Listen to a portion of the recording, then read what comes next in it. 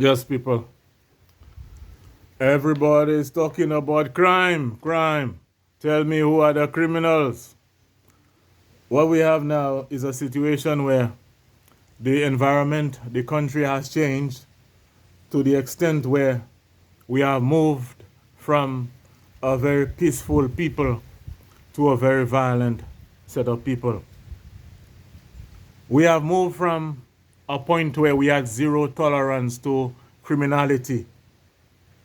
The old people, young people, middle-aged people, when I was growing up, there was zero tolerance to criminality and criminal behavior. Right now, we have become a nation, we have become a people that are enablers of criminality. We, in some cases, support criminal behavior, and in some cases also, we benefit from the proceeds of criminality, and so we have blessed criminality. We are a nation of enablers. When I was growing up, when I was a little boy, and let's say somebody spent time in prison, let's say somebody killed somebody and they were in the community, nobody would talk to you. Not even your family members. People would just isolate you. You would be an outcast almost in the society. You kill somebody and you come out, nobody would deal with you. Right now in this country, we know who the killers are.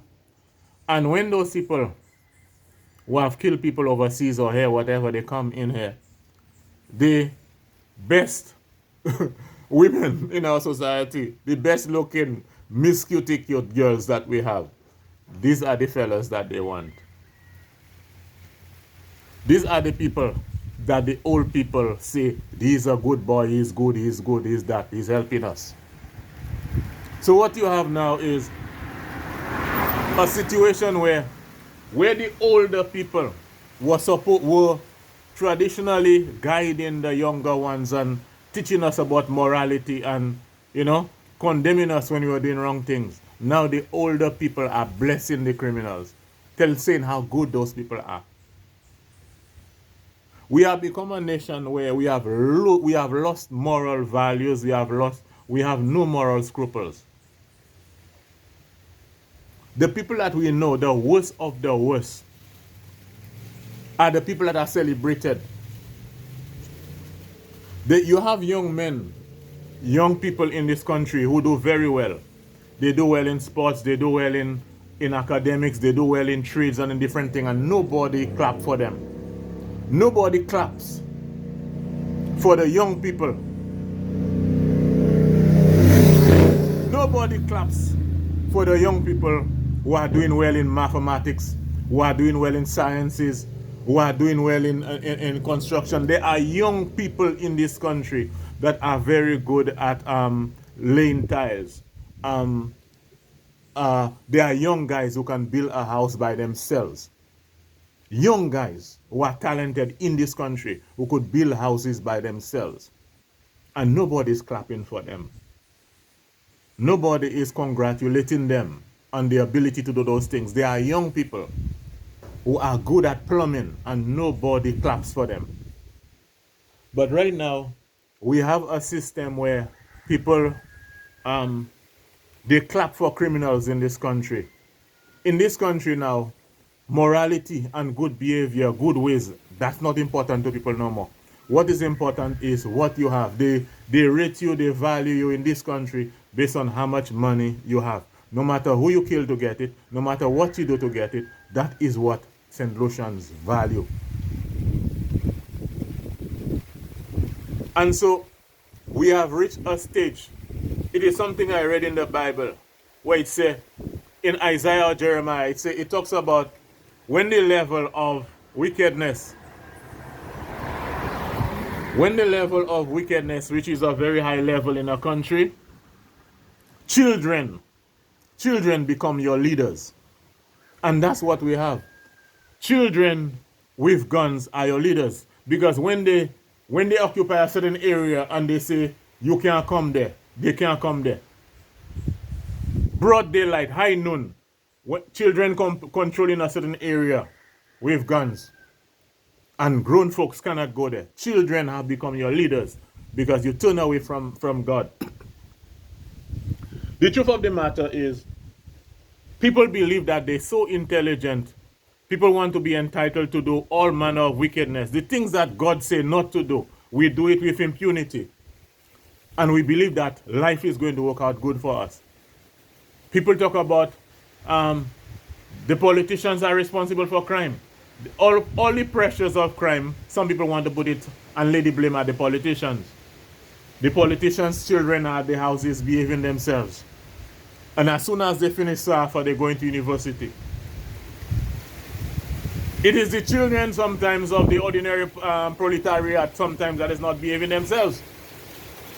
So it is you in your house, you have to control and raise your children properly instead of finding it necessary to blame all politicians.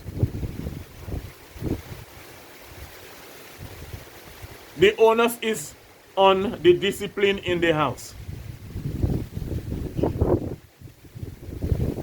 And we have become a nation of enablers.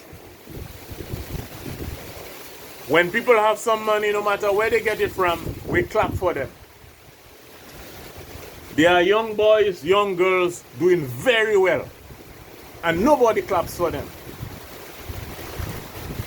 But we magnify wickedness in this country. And even some of the people who are supposed to be exemplary people in this society, they are the ones who create the most mayhem.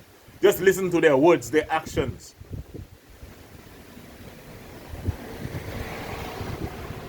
Yeah, man. So when you read Psalms 33, 143 or 43, one of them, it talks about it shows you what happens. It shows you that whatever it is that at the top goes down to the bottom. It talks about how good and pleasant it is for brethren to dwell together in unity. And it says it is like the oil that is poured on the head of Aaron, and it goes down to his beard, and it goes down through his skirts. This is just showing that at the highest level, where there is wickedness or goodness, it comes down. In the house, if the father and the mother are wicked people, it will go down to the children. You understand? So basically, the take-home message is we have become a nation of enablers. We enable a lot of wickedness in this country. We enable wickedness. We clap for wickedness. If there is, we encourage corruption in the country. We have it in our songs. Corruption. There's a song where a guy said, I want to be on the barbell list. Somebody put me on the barbell list. It's almost like we want to be part of the corruption, to benefit financially from it. We are not condemning it. You understand? We are not condemning corruption. We want to be part of it. And there are a lot of people in the country, if they could get themselves in a position to steal and rob in the position that they occupy, a lot of them would do it. We are a nation of enablers. And we are receiving the due reward for enabling wickedness by the crime statistics that we see. And it is a matter of high level hypocrisy when we blame only politicians for the crime that we have. How is it that you have your child, you are the first level of defense, the child starts stealing at your home, the child starts disrespecting people at the home, then the child goes to school, more problems. They cannot contain the child even in the school. In the community, nobody can talk to the child. But then when the crime comes, then you feel like it is right to just blame politicians for everything. Let me tell you something. I am one of those who try to see that we have a better society. You understand? And if the politician is to be blamed, they have to be blamed. Whoever it is have to be blamed. If I have to blame you, all of us are responsible for crime. So the thing that I will never accept is for we as a people to make it look like the high crime statistics is something where we have to blame politicians for. No. You don't want to blame the house that the person come from. You don't want to blame the house. You don't want to blame the parents. Huh? Some of these people, these children, you will talk to them on the streets, warn them or whatever, castigate them, encourage them, and some of the parents will tell you, leave their children alone. You have to contain the problem at the house level. When it reaches the point where people starting to get arrested, it is already too late. How can politicians be responsible for that? Again, when I was small, when I was growing up, you kill somebody, nobody would talk to you, nobody would deal with you. When I was a little boy growing up, I only knew probably two men with tattoos.